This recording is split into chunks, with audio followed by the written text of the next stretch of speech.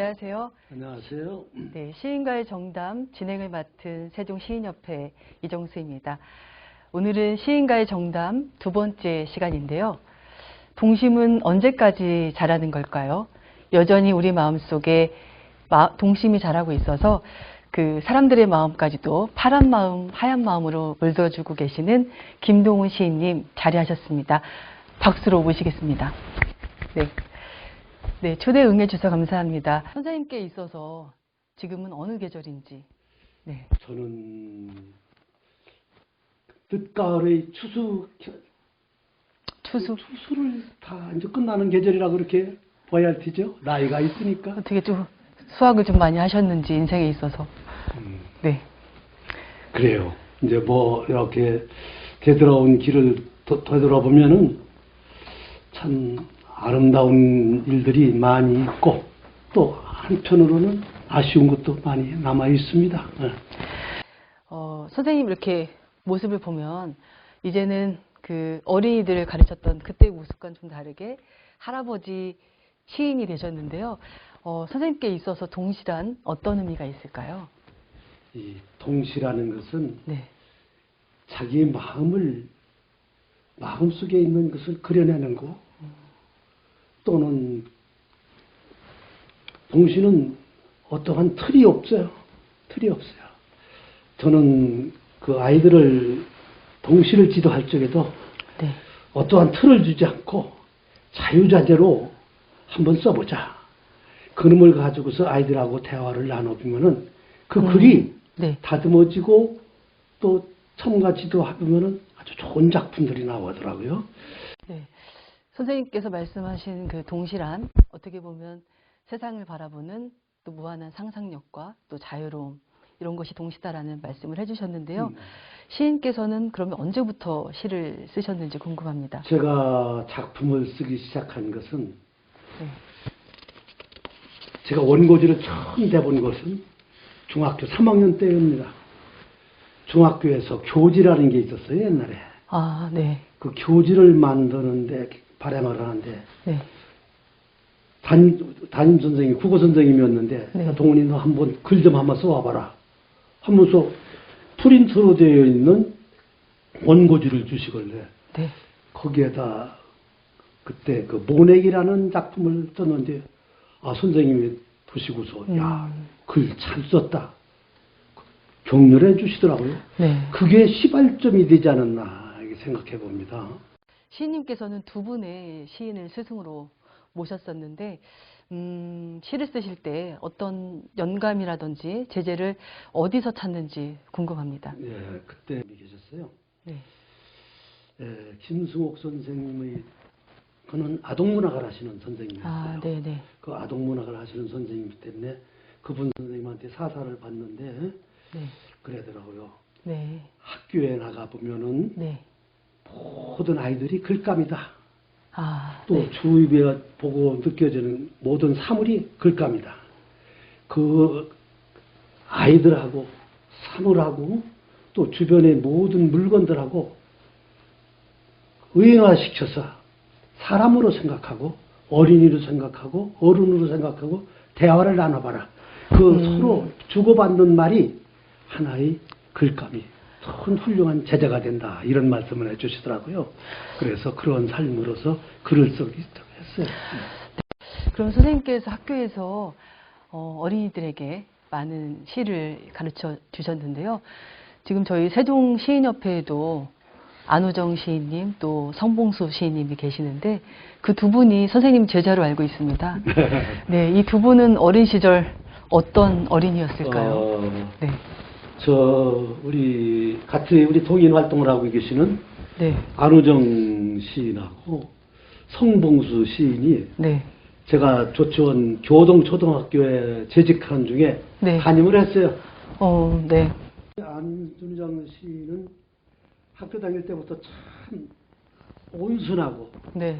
아주 뭐라고 우리 말로 점잖은 아주 네. 참 모든 것을 이렇게 모범생이었어요. 네. 아주 모범생이었어요. 네. 그래서 이제 나중에 이제 우리 백수에 와서 같이 동인 활동을 하다 보니까 작품을 읽어보니까 네. 성격대로 작품을 쓰시더라고요. 아, 네. 우리 안시인의 작품을 읽어보면 되게 안정이 되어 있고 그 그리워하는 마음, 그리움, 네. 또 고마움, 그러한 것을 많이 표현하고 그 다음에 지역의 그 아름다운 모습들을 많이 표현하고 있어요. 그래서 야, 아주 네. 정적인 글을 쓰시는 시인이시다 이렇게 네. 말할 수 있고 네. 성봉수 시인은 성격도 활달했어요. 네. 그래서 제가 담임할 적에 교내 웅변대회가 있는데 웅변을 할 사람들 나와보니까 성봉수가 손을 번쩍 들고서 웅변을 하더라고요. 네. 아주 씩씩하게 잘해요. 그래서 이제 그때의 그 모습을 늘 봐가면서 그 중고등학교 다닐 적에 조초에서 다녔기 때문에 내가 네네. 조초원에 계속 근무를 했기 때문에 자주 만나고 대화하고 자주 만나는 제자였어요. 나와서 이제 우리 동일 활동을 하면서 보니까 성봉수 시인이 글은 살아있어. 네. 참 이게 힘이 있는 글들이야. 어떻게 보면은 네. 아주 뭐라고 할까?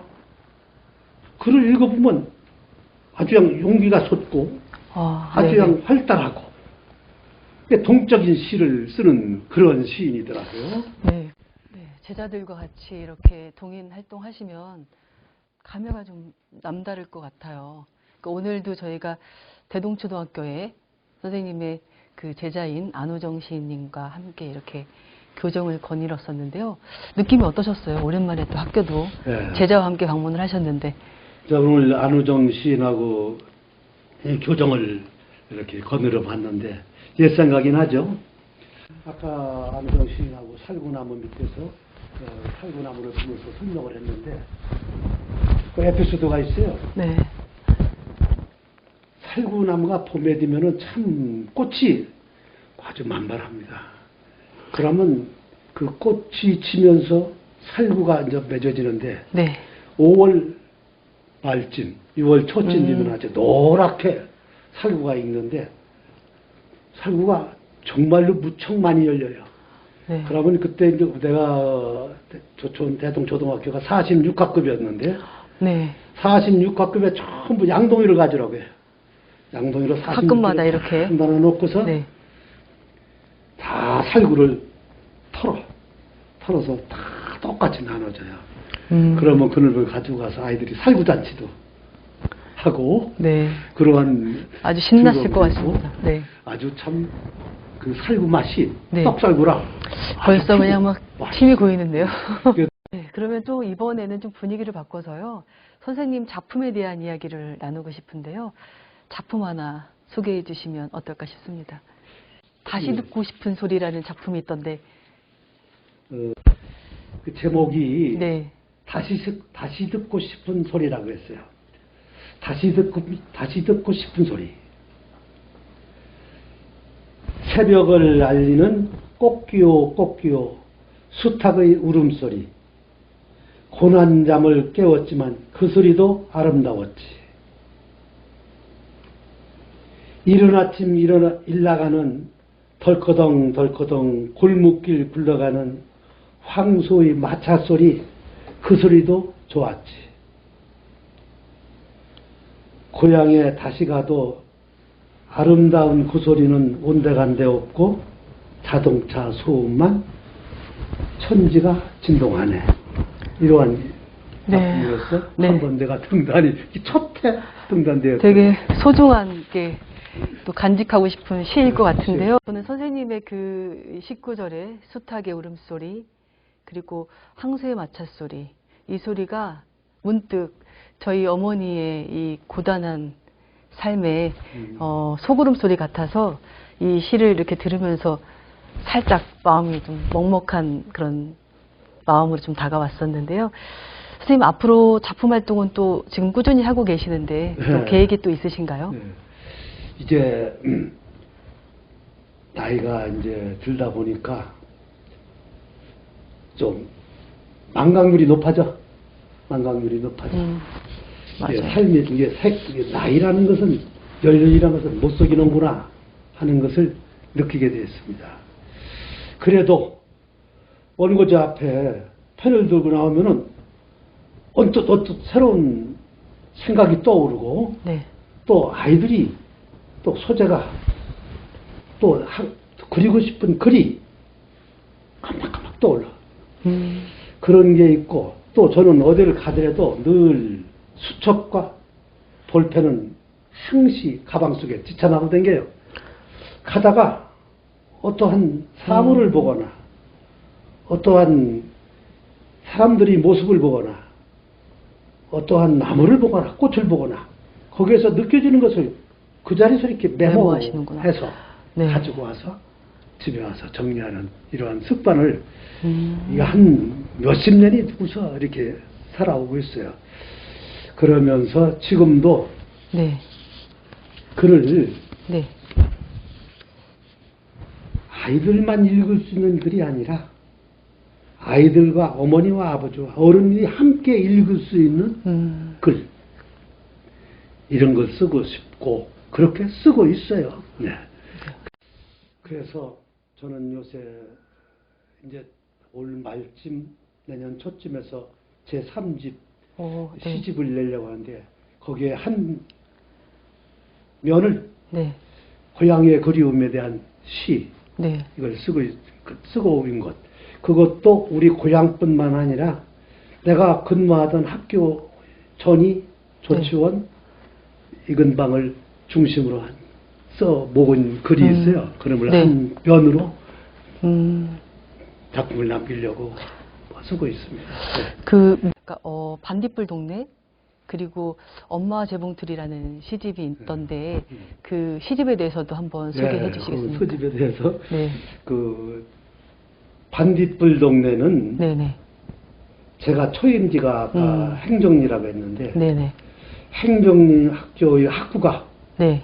먼 거리가 6km까지 있었어요. 근데 6km 그 동네가 밤나무골이라는 아주 산골짝 흉한 산골짝 동네 18가구인가 9가구가 있는 동네였어요. 그때 첫 가정방문을 갔는데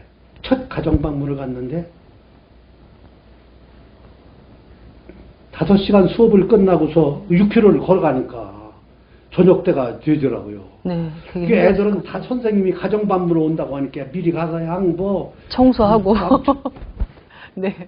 마당도 쓸어놓고 방도 쓸어놓고 선생님 맞을 준비를 다 해놓고 있는데요. 이때나 저때나 기다려도 안 오는 게 해가 원가리 칠 때쯤에서 거기를 나타나니까 양 아이들이 모두 반가워서 학부 형님들도 시골 학교 선생님이 그때만 해도 선생님은 그렇게 또 존경을 해주더라고요. 그렇죠. 그렇게 담임 선생님이 오신다니까 없는 달걀도 삶아놓고 또 없는 쌀도 어서 구하다 했는데 쌀밥 여름이니까 쌀밥도 사다 해놓고 또 뭐 닭도 잡았는가 봐요. 선생님들 셋이 갔는데 농주도 있고 저는 그때 술도 안 할 적인데 두 분 선생님은 술을 잘 아주 극진하게 대접을 받으셨네요. 그 네. 술을 이제 학부형들하고 이제 잡수게 해가 다 넘어갔지 뭐. 다 넘어갔어요. 넘어가서 있는데 그 동네 이렇게 나온 이제 오구를 애들하고 손잡고서 이렇게 정말로 좀 노래 부르면서 이렇게 오구까지 나오는데 반딧불이 반짝반짝 그 동네에서 이게 반딧불이 이렇게 비추는 거예요. 야, 이 반딧불 동네. 그래서 반딧불 동네가 동네. 탄생을 했군요. 그게 네. 거기서 나온 그 첫 작품 중에 또 반딧불 동네가 있어요. 또 엄마와 재봉틀이라는 네, 시는 엄마와 재봉틀은 네. 제가 어려서 이제 엄마 품에서 자라면서 옛날에 조그만 미싱이 하나 이 미싱이라고 하는 재봉틀이에요. 네.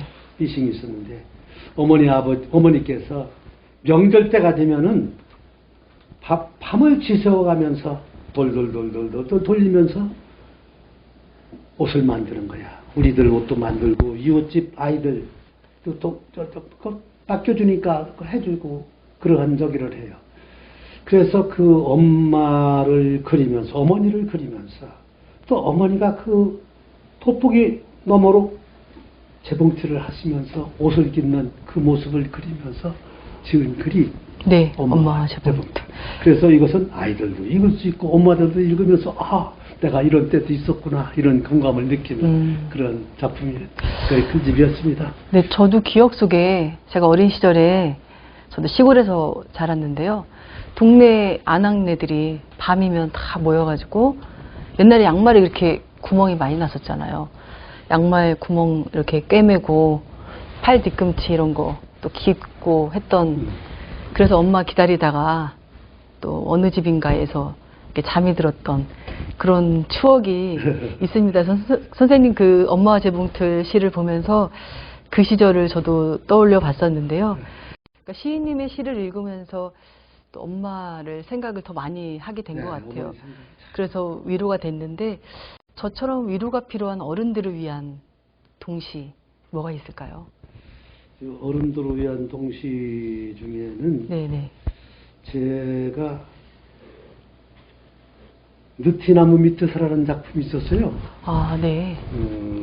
그 작품을 이번 충청남도 시인지에 수록이 돼 있어요. 근데 그걸 내가 잠깐 조금 저기 하는데 나누면은 느티나무 밑에 가면은 네. 아이들이 웃음소리가 녹아져 있고 느티나무 밑에 가면은 할머니의 웃음소리가 녹아져 있고 또 느티나무 밑에 가면은 언니 오빠 몰래 한 사랑이 숨소리가 네. 살아있는 느티나무 밑 순이와 도리는 네. 계절 따라 느티나무를 찾고 있다 이러한 내용의 글인데 네. 그 느티나무가 그렇게 그러면 엄마들도 옛날 생각 그러게요. 그리고 또 언니 오빠들도 그 옛날 그 몰래 했던 사랑 그것도 느껴지고 보통 사랑하면 물레방앗간을 이렇게 떠올리게 되는데 또 오늘부터는 사랑하면 또 느티나무 사랑을 떠올리게 될 것 같습니다. 정말 느티나무 아래서 이렇게 그늘이 있으니까 시원하게 놀았던 기억은 있는데 느티나무 뒤에서 사랑을 나누는 건 제가 또 경험해보지 못해가지고 근데 상상을 해보니까 너무나 좀 신나고 짜릿하고 재밌을 것 같습니다. 그럼 선생님 18번 동요가 어떤 게 있을까요? 나는 그래서 처음에 가서 아이들한테 음악 시간에 가르쳐준 게 네. 꽃밭에서 꽃밭에서 아빠하고 나하고 만든 꽃밭에 꽃밭에서 이렇게 살짝 한 소절만 불러주시면 제가 순이라고 생각하고 아빠하고 나하고 만든 꽃밭에 네. 채송화도 봉숭아도 한창입니다. 와, 네. 지금은 학교에서 동요 부르는 게 없어졌어. 애들이 그런 노래 내가 현직에 있을 때도 그랬었어요. 그 시시해요. 그런 노래 시시해요. 이거 마징가 제트리 이런 거나 부르라고 하고 이렇게 애들이 변화가 이렇게 변화. 그래도 그 동요 속에서 얼마나 그 그리움을 또 아름다움을 네. 또 보고 싶은 얼굴을 생각하면서 부르는 게 얼마나 아름다운가. 그런 것 같아요. 그러니까 언어를 아름답게 사용할 줄 알면 마음도 아름다워진다 이런 생각이 들더라고요. 그리고 오늘의 마지막 질문입니다. 그러니까 작금의 시대를 우리가 흔히들 시를 읽지 않는 시대다라고 말씀들 하시는데요. 사람들에게 우리 시가 조금 더 대중적으로 다가가려면 어떻게 하면 좋을까요? 우리 때는 지금 한 50대? 60대 후반은 독서실이라는 게 없었어요. 책을 읽을 수 있는 환경이 학교야. 학교.